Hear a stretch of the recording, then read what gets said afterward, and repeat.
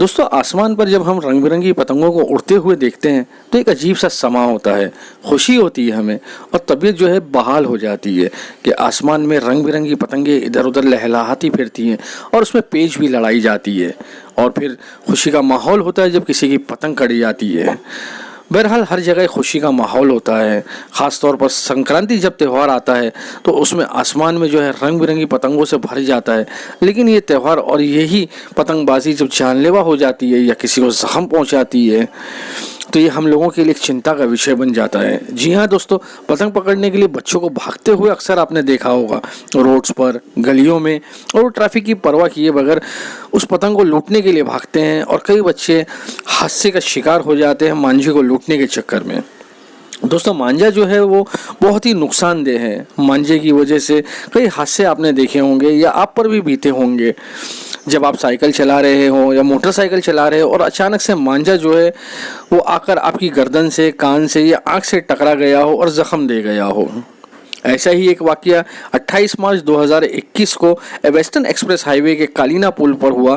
जब जोगेश्वरी के बहराम बाग के रहने वाले सागर अपनी मोटरसाइकिल पर जा रहे थे तो अचानक जो है मांझा किसी कटी पतंग का आकर उनके हेलमेट से टकरा गया और वो इस कदर तेज था कि उन्होंने जब उसे हटाने की कोशिश की तो उनके वाइजर से होता हुआ उनके सिर पर चला गया और आंखों के ऊपर, ठीक माथे के ऊपर वो मांझा रगड़ते हुए चला गया।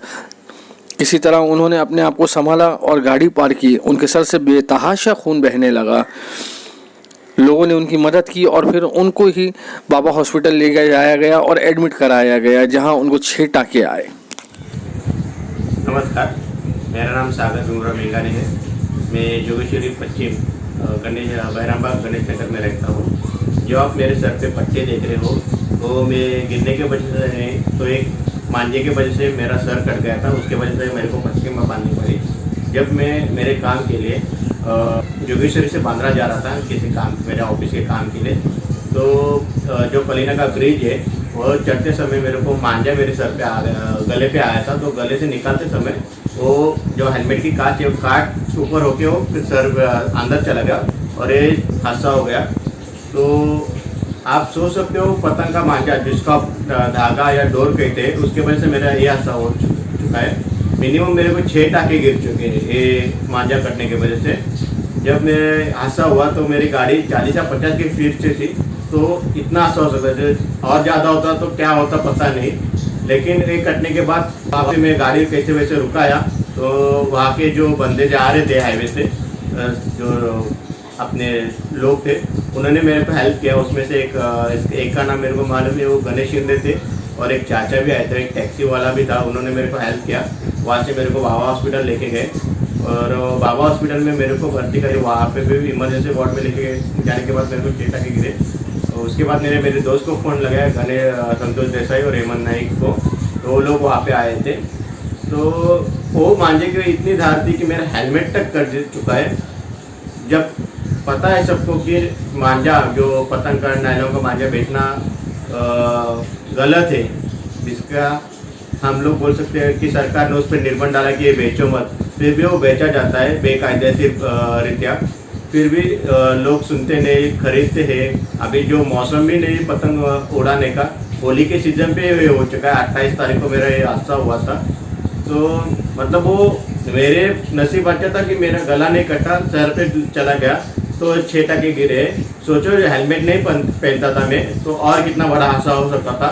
और मेरा नहीं होता था और किसी का तो हो सकता था, जान जा सकती है इसकी वजह से। जो पंछी के पैर है, जैसे सोच सकते हो न्यूज़ पे आता है पंछी का पैर का फंस गया मांझे के वजह से जान जाती है। तो इस पर कुछ तो कड़क कार्रवाई करनी चाहिए सरकार ने। जो उसमें नियम लाए है वो जिसका कड़क रीत्या से पालन किया जाना चाहिए। ये मेरी सरकार से सिफारिश है। बस, थैंक यू। दोस्तों, चाइनीज़ मांझा जो है वो बड़ा ही खतरनाक है, जानलेवा भी होता है।